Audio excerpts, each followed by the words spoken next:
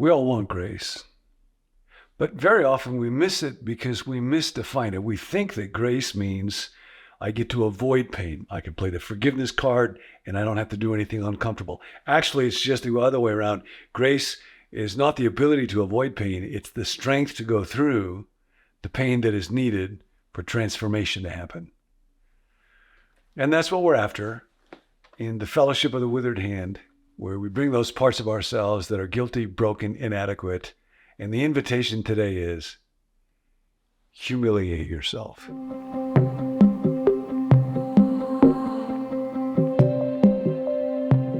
As you might know, if you listen in regularly, recently had a problem with my driver's license where it had lapsed. I renewed it online. However, I neglected to inform the Department of Motor Vehicles about my current present address. And I'm living now in the fourth different address that I was way back when my old license was valid. And so they sent it to the old place, but because I've been gone from there for a while, instead of forwarding it to me, it got sent back to the Department of Motor Vehicles. And from there, you just can't get it back. I was in driver's license hell. And when I would go online to try to get one, I would try to apply to replace a license, but they would tell me I was not eligible for that. And I had to check my status, and I checked it, and it was renewed, but I couldn't get one back, but I could call someplace. And I called, and it was really difficult to get a person, but finally I did. And then they told me, you need to talk to the people in the error processing division. I never knew that the DMV had an error processing division. So I called them up over and over and over again. And every single time I called, when I would get to the error processing division, that wasn't easy. That's a very secret number in Sacramento. If you call me, I will let you know what it is.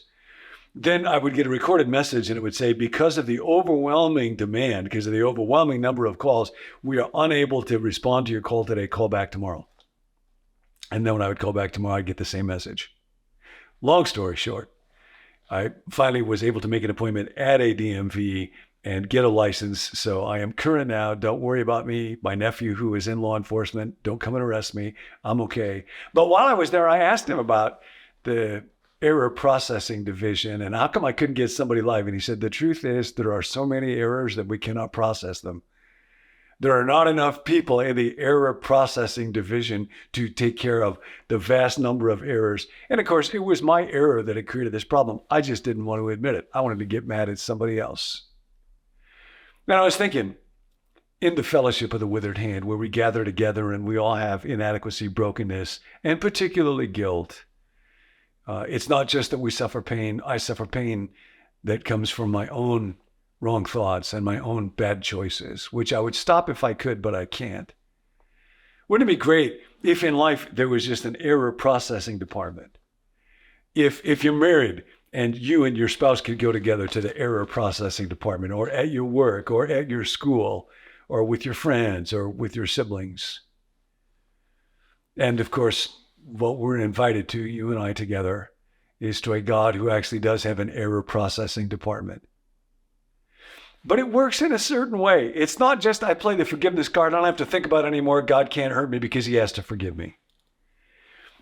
In the book of 1 John, John puts it like this, and this is the way that grace works as it relates to forgiveness.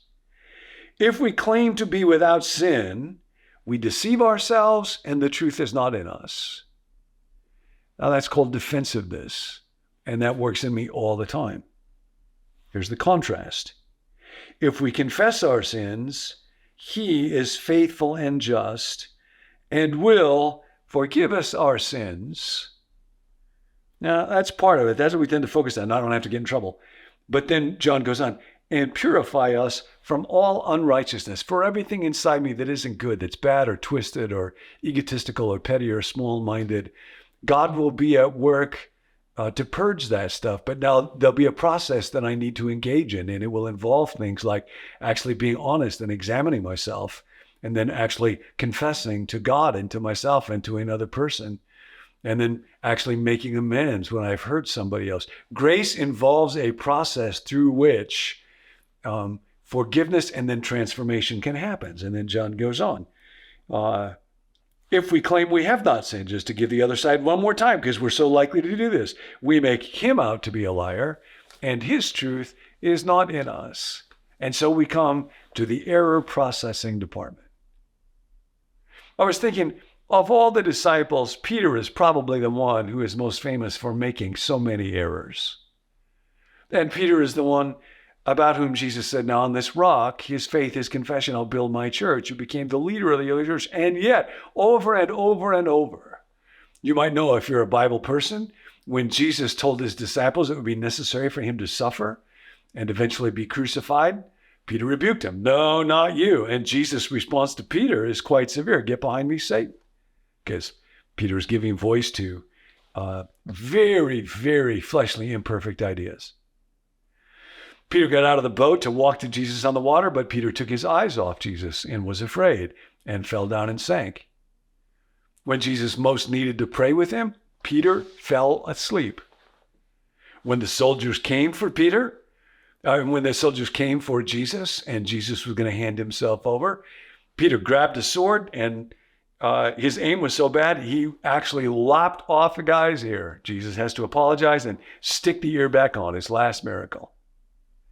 Even way beyond, after Jesus goes to be in heaven, Peter had eaten with Gentiles for a while, but then when other leaders come where Peter thinks they might not like him, then he stops eating with them. Paul has to rebuke him for that. He is like Mr. Mistake. Obviously, the most colossal one is when Jesus is going to the cross, Peter denies him 3 times. And then after the resurrection in the Gospel of John, Peter comes to the error processing division. And just as he denied Jesus 3 times, Jesus very gently 3 times offers him an opportunity to respond to the question, Peter, do you love me? Peter, do you love me? Peter, do you love me?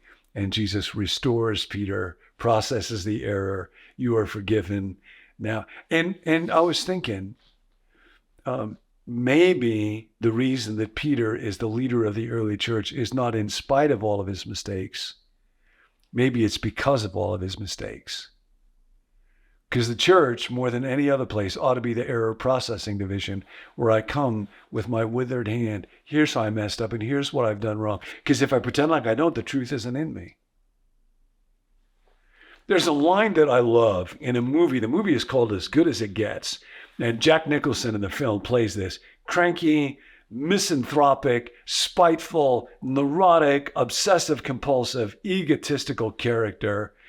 But he is being saved by falling in love with a wonderful, wonderful woman. And yet, all of the errors inside of him, all of his twistedness and problems cause him to sabotage that relationship over and over and over.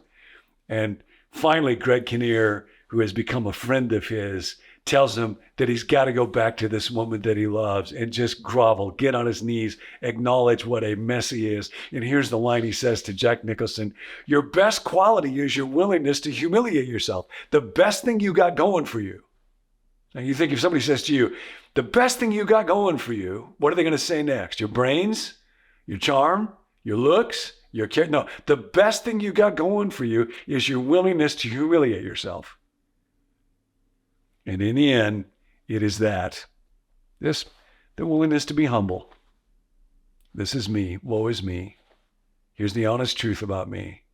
My name is John. I am the best thing you got going for you. And that's what Peter is willing to do over and over. Maybe the best thing Peter had going for him is the willingness to humiliate himself. Because see, in the fellowship of the withered hand, instead of trying to look any better than I am, which is my sin, which is my idolatry, over and over, the invitation is the best thing you got going for you, John. Just humble yourself, tell the truth. Very recently, Nancy and I were watching over a small child that we care deeply about, and there was a challenging moment. It reminded me of parenting times when that kid was doing something, and my tendency is I will tend to be lenient in moments like that. Nancy will tend to confront. And so we had kind of 2 separate responses to a particular moment.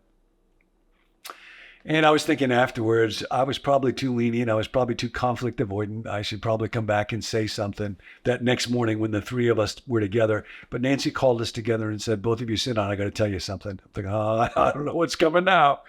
And then she said, yesterday I was too harsh and too strict, and I responded in a way that I should not have, and I'm sorry. And I thought, well, now I don't have to apologize. See, that's often the idea, the misidea of grace is, I don't have to go through awkwardness or, no. And Nancy once again was teaching me, the readiness to simply say, I'm sorry. Often, I don't fully understand. I don't know to this moment exactly which one of us was responding in the right way, which one of us might not have been. But I know the heart that says, I'm going to bring that part of myself that I'm not sure of that might have messed up to the error processing division. And of course, that's at the heart of the Christian faith, the real error processing decision that has not run out yet of the ability to take care of errors is the cross,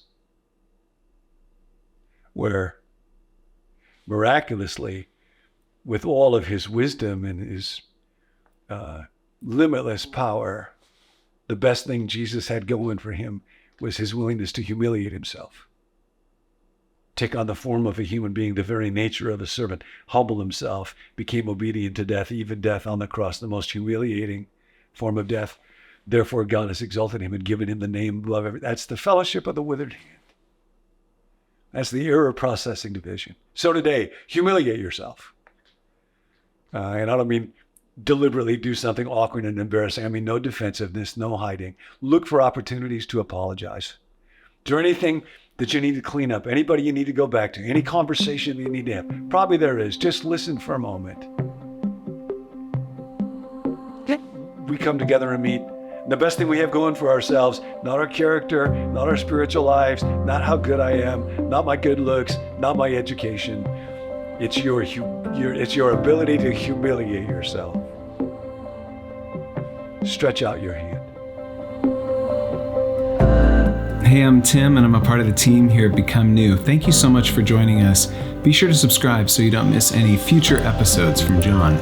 We also have hundreds more videos just like this one at our website, becomenew.com. You can sign up there for the email that goes along with each video or to receive a text alert whenever a new video is released.